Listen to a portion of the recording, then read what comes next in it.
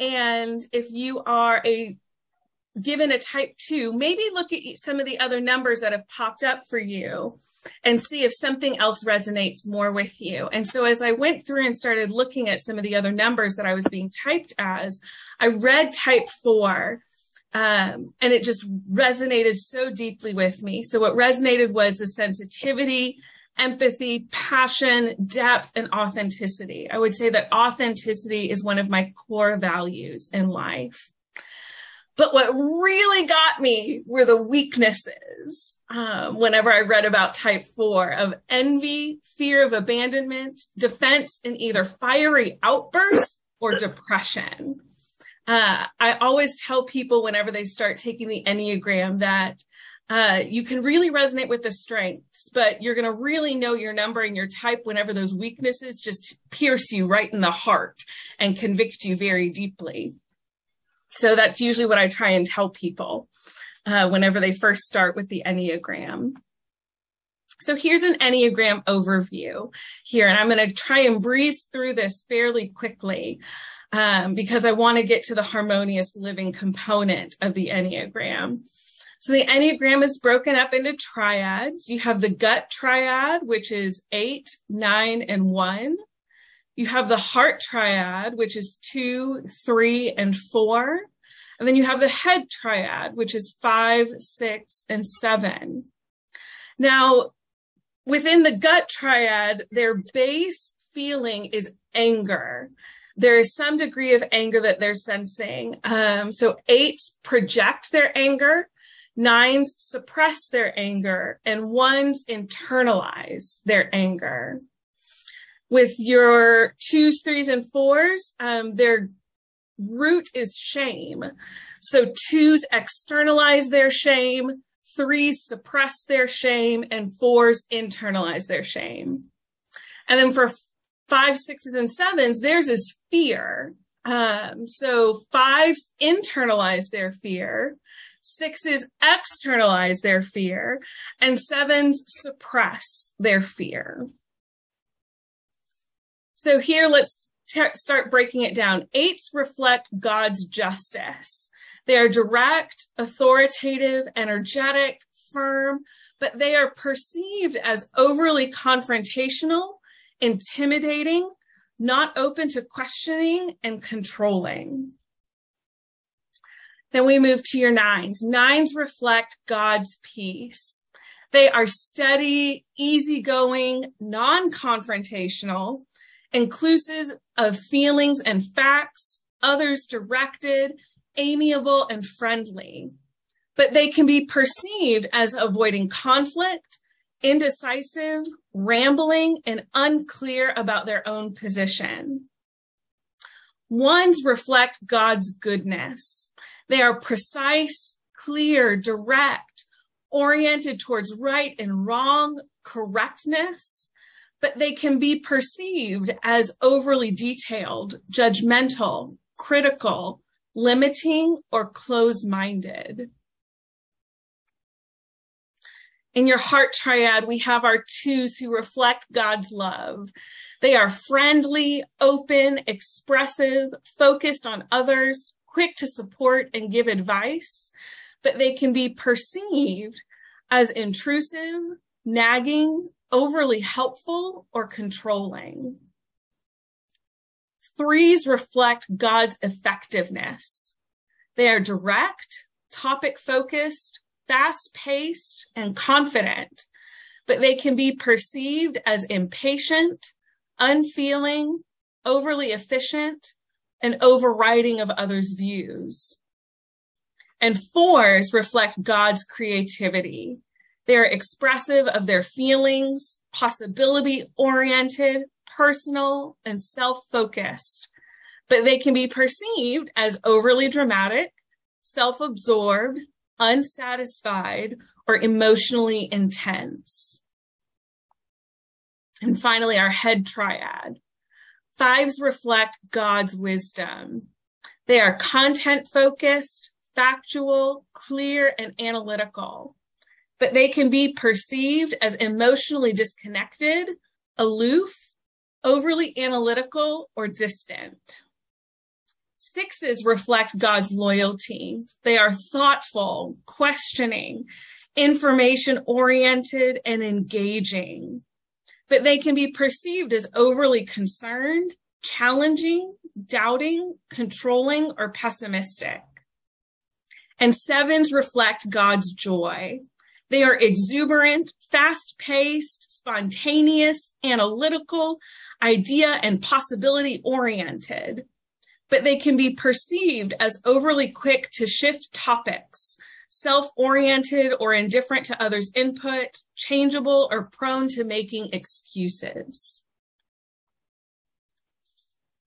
So the harmony triad, and what I want to focus on today is, it is this connection of your automatic intelligence with your other two centers of intelligence, even if you have undernourished or dismissed them. They create head, heart, and gut connections. So these triads are 8s, 2s, and 5s, 9s, 3s, and 6s, and 1s, 4s, and 7s. And this is a very Ignatian type of way. So St. Ignatius from the 2nd century, this traces all the way back to him. And his idea is that this is supposed to reflect the Trinitarian and harmonious nature of God, that harmony takes you from compulsive to centered, from automatic to adept, from fixation into freedom. So we're going to walk through each of these and how each type really does reflect these other two intelligences. And I love this because I love the idea that we are all balanced, that each of us really needs these other numbers in order to lead a flourishing life. That if we want to have not only a harmonious living within ourselves, but externally to see ourselves as flourishing, we need to embrace these other numbers that can really inform who we are and how we act and react in the world. So 8s, 2s, and 5s. So 8s in harmony. An 8's instinct for justice flows with thoughtfulness and compassion. Your just action rights the wrongs in ways that respond wisely to need and oppression with the intellectual intelligence of a 5, and express sacrificial love of others with the emotional intelligence of a 2.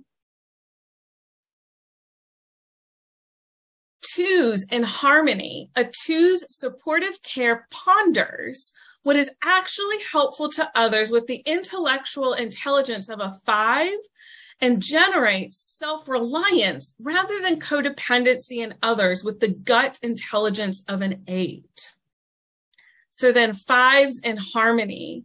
A beloved 5's gift of understanding doesn't stay locked up in their head. It flows with the warm engagement of others like a 2 and the decisiveness and leadership of an 8. Nines, 3s, and 6s. So 9s in harmony, a 9's instinct for unity flows with loyalty and effectiveness. Their peace initiative brings people together in ways that form alliances with the intellectual intelligence of a 6 and effectively negotiate harmony with the emotional intelligence of a 3. So then 3s in harmony, a 3's effective doing is working for the truth and good of all, which is reflected in the type 6. And is self-forgetful and mediating like a type 9. So then 6s in harmony. 6s act with effective tranquility. Their trust of themselves and channeled caution and skeptical questions in ways that completely and effectively defend and support the truth, like a 3, and serve the common good through peaceful action, like a 9. And then 1s, 4s, and 7s. In harmony, a 1's instinct for making things better reflects creative openness and awareness of nuance with the emotional intelligence of a 4 and considers how to make this enjoyable and life-giving to others with the intellectual intelligence of a 7. Fours. In harmony, a four's beautiful creativity responds with the free-spirited enthusiasm of a 7 and the stable, persevering discernment of a 1. So then 7s in harmony, a 7's gift of joy flows with groundedness and compassion. Their optimism is balanced by a perseverance and stability as seen in a type 1. And the depth and ability to hold life's pains like a type 4. So the resource that I've used for all of this is Spiritual Rhythms for the Enneagram. It is a handbook for harmony and transformation. I highly recommend this book. It has a plethora of spiritual practices. There are scripture passages in here that talk about the different types. There's always an Ignatian practice that has to do with tapping into your creativity or a specific prayer that might have to do with your type. And it also talks about how do we best love other types, which I have found to just be tremendously helpful. Because while I know how I can be loved, how do I best love other types can be a little bit challenging because I might not necessarily understand another type.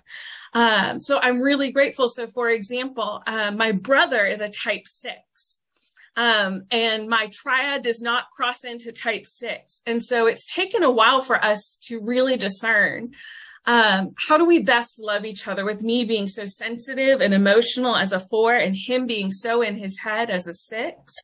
How do we connect with each other? And so there have been ways in which when we're both present with each other that we try to have intentional conversation and make sure that it's not just surface level, because both of us need that depth. Both of us need the ability to connect with each other. His loyalist need meets my depth of conversation need. So that is my presentation that I have for you. We're right at 10:20 thereabouts, so I've stuck within the time frame.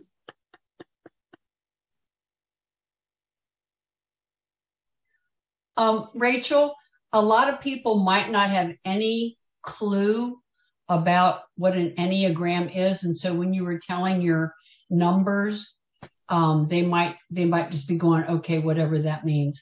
So how can they find do you have a way they can find out what their number is if they're not familiar? You can literally go into Google and type in free Enneagram test, and something will pop up where you can take a test to discern what your number is. So Ennea means 9 and gram means figure. So that is this figure right here that I have on the right-hand side of your screen. And all of these arrows indicate where do you move in strength and where do you move in weakness.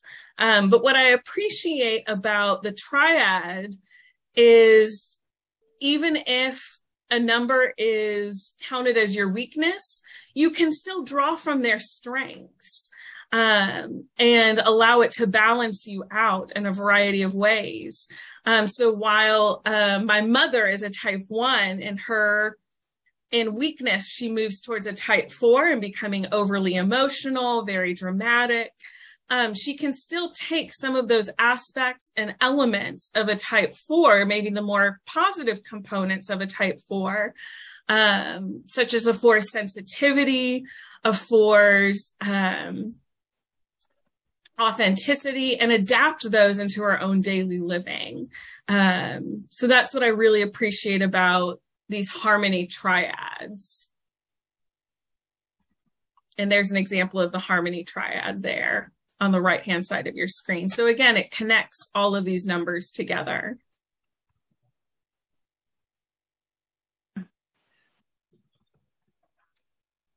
Well, I happen to know that I'm a 1, and that means that I'm the perfectionist, and I'm also work from the gut. So my response to things is anger. So that's something that I have to constantly remind myself that I'm being stressful, and it comes across as anger. And I think it's coming across as being very efficient. So, I think finding out who you are is extremely helpful. And the funny thing is, in the group that we've been doing at church, you feel like you're talking in code. You go, well, as a 4, that's probably what you're doing. Or it's obviously that you're an 8. But it's not a cocktail play game thing. All it does is, if I understand your personality and how you're best, as you just said, and how you're best receive information, then I have a better chance of communicating well with you. And if I know that some of my behaviors are off-putting, I have to learn how to dial those back so that they don't block my conversation. Mm-hmm. Anybody else have any experience with Enneagrams that you could share? I just Googled Enneagram test, and one of the Enneagram tests said that there's 16 personality types. Another one said that there's 9 personality types. So is the 10 a consistent number, or are there different variations? So you want to look for the 9 types. So Ennea means 9 and gram means figure. So You're specifically looking for the 9 types. Okay, thank you. Hi, I've taken an Enneagram workshop before, and I too am a 4. Wonderful. But I remember when I so wanted to be something else, to be like a 7, or there was a number that I think it was a 7, because the 4 was like, oh God, it's so full of pain and and this longing but then, and what I've loved about this too is looking how, for example, focusing on God's creativity. Mm-hmm. And the reason why I identified so much as a 4, because I'm intensely emotional. I feel, deeply, and I can go to pain pretty quickly. But also, I think what I appreciate about the 4 is the desire to connect and to find the beauty. So it was interesting. I mean, I love this stuff. So like I said, I at first I wanted to be anything but a 4. Mm-hmm. But then I found the such gratitude in being a 4. Mm-hmm. And I love the idea of how we're connected. To be balanced, the 1, the 4, and the 7. So there's a 7 for you. There it is. Yeah. Anyway, that's my experience with it. I have a book on Enneagrams, but I don't have this one that you recommended, Rachel, and I look forward to getting it. So thank you. Wonderful. You're so welcome. So I think it's interesting. I don't know if we're raising our hand or if we're just blurting out. Blurting out. I'm an 8. I'll blurt out. I am an 8. But I think it's interesting to look at the new triad, the harmonious triad, that then those numbers draw from each of the other triads, the gut, so that it balances us. But then there's we're also related to our wings. We're also related to the numbers on either side of us. Mm-hmm. And for me, one of the beauties of the Enneagram, even though I understand myself as an 8, I know that I just move into situations and take over. I get it. But it also helps me. I'm secure in that the Enneagram reflects the wholeness of God. So really appreciated when you went through the numbers and said, this reflects God's justice, this reflects God's wisdom, because all of us are related to most of the other numbers one way or the other. We have something from each triad, we have our wings, and we have our primary way of functioning in the world, which is a learned behavior. It's become instinctive, but it's a learned behavior. So I find great comfort in the fact that we can be a lot of those numbers. We learn from each of those other numbers. Not a question, just a comment. I appreciate that very much. I think that is so true.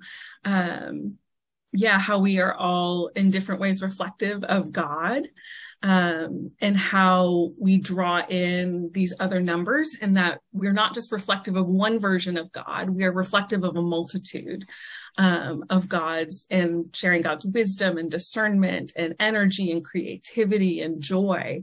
I love that very much so.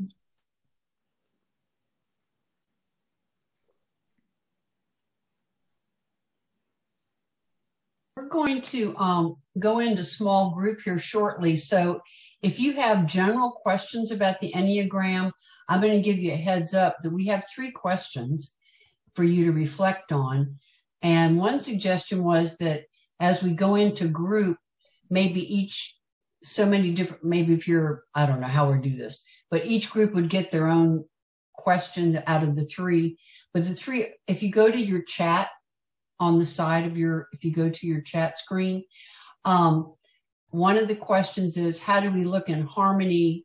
What does harmonious living look like in my daily living? What does flourishing look like in your daily living?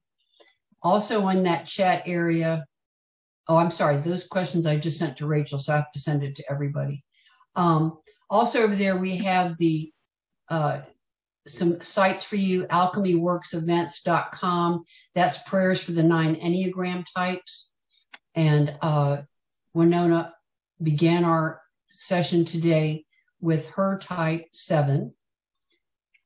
And the book that Rachel just described was Spiritual Rhythms for the Enneagram. I had that in one of your emails, but that's also listed. And let's see if I can figure out how to change the questions so that everybody sees them. I can do that, Terry. Okay, would you? Yep. Thank you.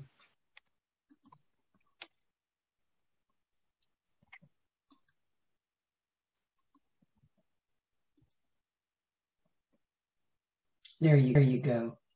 So that's what we're going to be talking about. So before you go into group, if you have any questions about what you're going to be talking about, or you don't feel ready to discuss, and you might want to ask Rachel some questions, please feel free before I do the magic. Can you just give me a brief overview of what you mean by harmonious living? Do you mean living without stress, living with recognizing our stress, living with knowing how to respond to stress, how to respond to others? What is harmonious living to you? So I guess I would describe harmonious living as, how do you feel your gut, your head, and your heart are all working together? That can be, if you know your specific numbers, then how do you sense those specific numbers working together? But more than anything, how do you find harmony with your thoughts as they race, with your heart and the depth of what you feel, and the gut in which you have your instinct? How do these 3 things align for you? How do you listen for those, especially if one might be stronger than the other? So that's probably how I would define harmony, is looking at those sort of 3 centers of us, and which one do you lean more towards? Which one is it harder for you to listen to? How do you keep these 3 balanced? Thank you. It would have been hard for me to talk about it without having that grounding. Absolutely. Someone speaking? Okay, I'm going to, we have 22 participants. So 422 is what? This is louder. Sorry.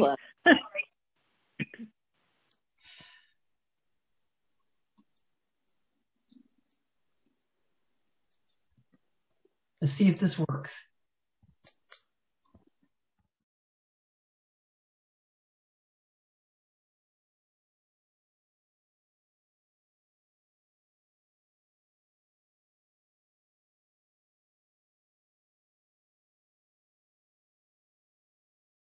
Hey, welcome back. Welcome back. We made it. I'm always so excited. My goodness. Well, we're just really, really happy that you all are here. This is our 3rd year, and there's 22 ladies here this morning. There were 24, I believe. I'm just delighted by that. And I'm very grateful to Rachel for sharing her experience with the Enneagram with us. So what we'd like to do now is ask somebody who was in room 1 if you would speak to us about like what you learned in your breakout room. Like what did you discuss? What was your takeaway? If somebody from group 1 would share that. How do we know what group number we were in? Wow. I was in group 2, so I'm not sure who was in group I was two. I was in room 1. The 8 was in room 1. I don't know. Rosie, do you want to talk about it? So we had about 6 in our group, and only 2 of us had a lot of any experience at all with the Enneagram. So what we talked about wasn't so much those 3 specific questions, but rather how the Enneagram is or isn't like the Myers-Briggs, and how the Enneagram can tell us primarily something about ourselves, the learned behaviors that we have that have worked for us. But Rosie made the excellent point that it helps us understand others. We don't want to label others. I don't want to look at Rachel and the first time I see her say, oh, there's a 4. She's going to say there's an 8 when she sees me because that's but there's 4. But it helps me to understand that if she doesn't come to a decision as fast as I do, if she doesn't have a firm and unshakable opinion, whether it's wrong or right, that I understand that she approaches things differently. So we kind of more talked about the Enneagram itself. And the other important thing was that how we relate to many, many numbers. So even after we feel that we're resonating with a certain number, that we draw from the other numbers in good and bad ways. And Rosie called it, she felt like sometimes she had a multiple personality because she resonated with so many things around the Enneagram, but understanding that reconciling those and that understanding that those are all a part of who we are brings some harmony to who we are. Thank you. That's group 1. Thank you. Jamie, would you like to share? Sure, I'd be happy to share. Thank you. We did not assess, individually for the most part, what we are on the Enneagram. I know those of us who are now part of this class will certainly go in and learn more about themselves, but we did not actually discuss what we were when we shared. But what we did share were some of the very important pieces in the Enneagram. And so among those were becoming the very best we can be, appreciating our connection with others, and we even went so far, our connection with nature, but particularly noticing the joy in our lives, the joy in our living our lives to the fullest, the joy in our connection with others, and also learning how to deeply appreciate ourselves. Those were the things that I found we came away with. Thank you, Winona. Thank you, Jamie. Miss Lynn Sarar, would you like to tell us a bit about what your takeaway was? You're getting back at me for putting you on the spot in so many situations at work, aren't you? I am so grateful that you are here this morning. So much. Thank you for being with us and sharing your hope and strength.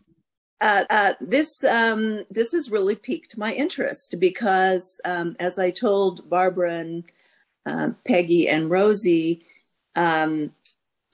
I don't have any background in this. And I asked the question, how does this relate to Myers-Briggs? And it really doesn't. And I think the way you guys are communicating with each other is so positive and joyful, and it's made me want to know more because I think you guys in that group have really been putting it into practice. So thanks for including me. Thank you so much. Okay. Is there somebody who is in group 3 who would like to share? I'm not sure who was in the third group. So if you weren't in my group and you weren't in Rosie's group, would somebody from that group like to share? I was in that group, but I was waiting for somebody else to say yes. Okay. I told you, you go. There were two of us who were sort of new to this. I was completely new to this. And then Tony said she was new to it. And so we didn't deal with the questions, and the Myers-Briggs thing came up only very briefly passing through as one of the other models for looking at personality types and stuff. But I think what we talked about was how valuable this can be in looking at ways that one seeks harmony. I said the last 2 years for me, and Michelle shared that for this year for her, this has been a tough time because of injuries that have gotten in the way of our living our lives in the regular way we do it. And seeking harmony for me has been difficult. And I found this presentation really valuable because of my profession and background. I look at stuff like head, heart, and gut all the time. But as my own person, it's really hard for me to pay attention to trying to draw it all together. And this is a really nice model to help guide bringing it together. If anybody else in my group wants to add anything to that, please do. Yeah, when we were talking about the injuries, it was really just to say that we need understanding our foundation of who we are helps us to recognize and then say, okay, there is a little issue going on here, but here's what I probably need to do in order to just stay healthy in that situation. And then the other thing I would add is that because it's so subtly nuanced, all of these numbers, but with their wings and the other things that they're connected to, I really feel like you do yourself a disservice to only learn your number. You should understand all of them, because when you are in contact with somebody who's a 9 or a 7 or 4, then you can at least appreciate what it is that's happening with them, so that you can be more compassionate or helpful or whatever it is that they need at that moment. Knowing who they are is as important as knowing who you are. Thank you, Michelle. In the group, it was interesting because I had done Myers-Briggs. So, of course, I'm sitting there thinking, okay, I know my numbers. Well, then it was very helpful to be able to see the diagram and read along with her, because each time I'd be like, I'm in that group. No, I'm in that group. No, I'm in that group. So it was, and then looking at all that crisscrossing, I'm like, oh my gosh. So it really is intriguing now that you must follow through and do to know, because it is very interesting. And I thank you for doing that. So. Thank you, Tony. Terry, how are we doing on time? You're muted. Okay. Does anybody else have any comments they'd like to share with us about what their takeaway was? Did we get to group 4 yet? Okay. We're group 5. 3 of us were in group 5. Oh, okay. Okay. Please forgive me. I was trying to communicate with Terry, but she. I realized I was mic'd. Okay. Does somebody from group 4 want to share what their takeaway was?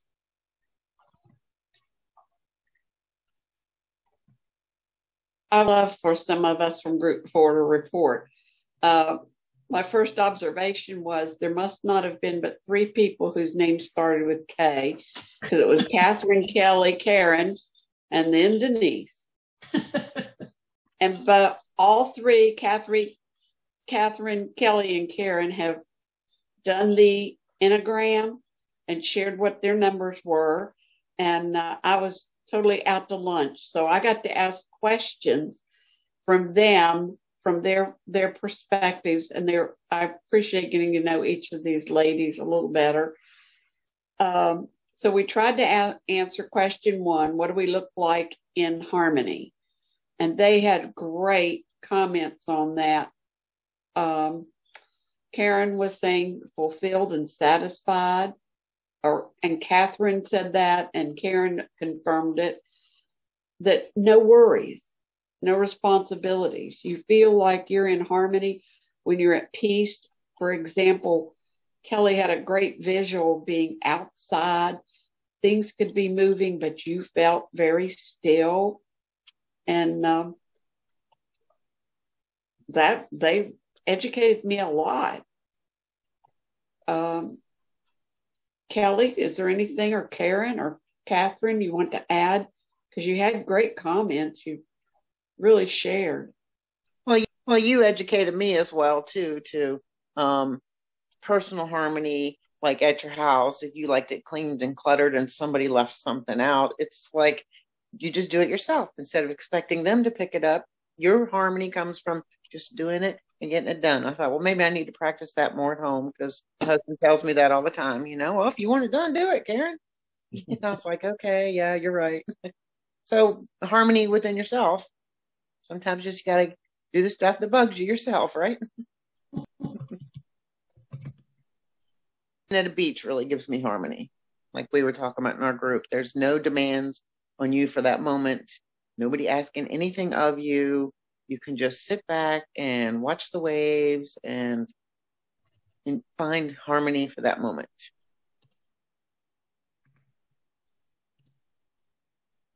Right. Thank you. Thanks for sharing.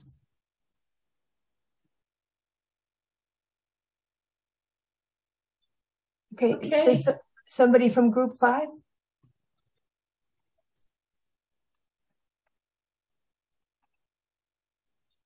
Pat, are you group 5?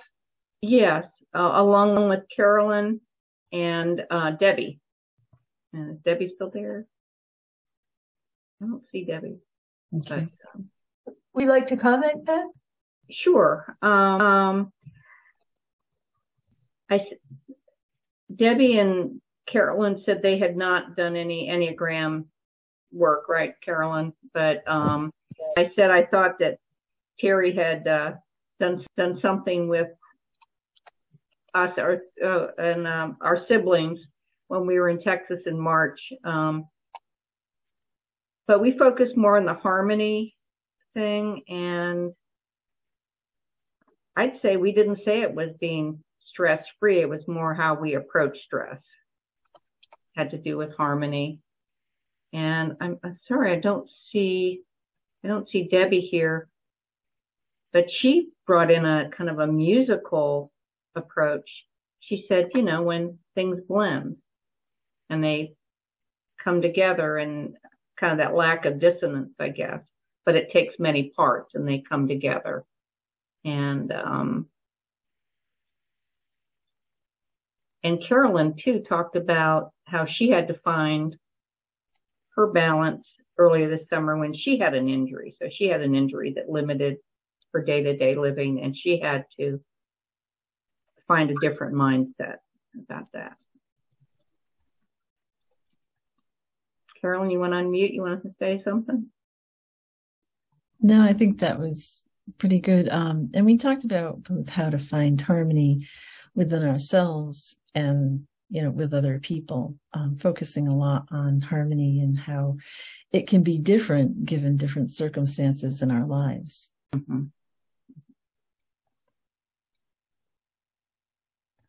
But I think we're all going to take a look, at least do the free test and try to understand it better. Our interest too is piqued by this. I've had a couple of people ask, how do you find a reliable test? If anybody has a specific address that they want to share about taking the Enneagram test, but I found most of them were fairly similar, as long as, Winona just posted it. It's a link, says, if you go to your chat, says bestenneagramtest.com. And give that a go. And when you go, and if you go to YouTube and type in Enneagram, you have a plethora of speakers that will discuss each personality type and how to choose your wings and all of that. And you can go as deep as you'd like. Every time I do any kind of more study of it, I just get another layer that I'm like, oh, I missed that part. So I think it's like everything else. It becomes a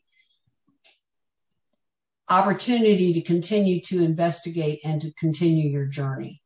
And that's what we were hoping with when we started this 3 years ago with Breath of Fresh Air, that we would bring women together that were all on their spiritual journeys. And I think that Rachel has set us on one more path to check, and I really appreciate it. If anyone else has anything to say or not, I'm going to go ahead and respect your time. It's a little after 11. And yes, Denise.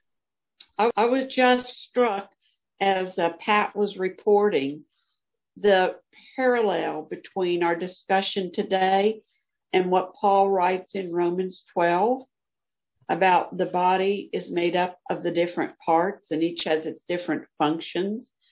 So it just seems to me like knowing our best functions, our best ways of interacting, and that others are different. It just seemed like there was a great parallel between that for me. Mm-hmm. Thank you. Well, Rachel, many, many, many thanks for opening our minds and opening our hearts. After we have our closing prayer, I'm going to ask you to stay back for a little bit when we close the meeting. But a lot of you came on this morning and you said, I invited somebody else. That's exactly what we're hoping. If you have friends that are not on our email list, invite them. If you want to send their email to me, I'll put them in the group emailings. And I hope we can continue to grow, because every time we meet, we learn one more thing about ourselves and each other. And I think women are all powerful, and it's our spirituality that makes us so special. Can I say something real quick? Certainly. I just want to say, I'm Gina. I'm new to this, and I've never done the Enneagram, Emagram, however you say it. And if anybody wants to leave, go ahead. I don't want to keep you over. But I've taken you mentioned the Myers-Briggs test, and professionally, I've taken it 4 different times. And the last time I took it was last year, and I thought, oh, I'm so different. This is different. This is different. And I'm doing this test thinking I'm going to have a totally different outcome. And the outcome was exactly the same as it was 20 years ago.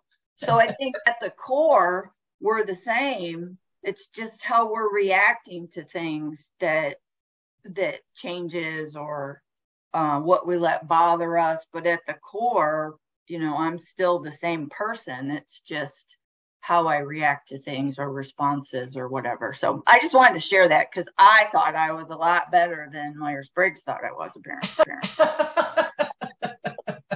And you probably are. Thank you. I'm practicing humility, but thank you. Thank you to all of you for giving up your time this morning to join us. I hope you all carry this in your hearts for a while. I love when I hear back from you, and I share it with the team. And as we come to a close, I'm not going to give you an Enneagram prayer. This is something else that I spoke to me. So let us pray. May I become at all times, both now and forever, a protector for those without protection, a guide for those who've lost their way, a ship for those with oceans to cross, a bridge for those with rivers to cross, a sanctuary for those in danger, a lamp for those without light, a place of refuge for those who lack shelter, and a servant to all in need. Amen. Amen. Amen. I love Peace that. be with you. Share that in the email, please. I will send that in my follow-up. And thank you, everybody, for being here today. And we will see you in November. Thank you.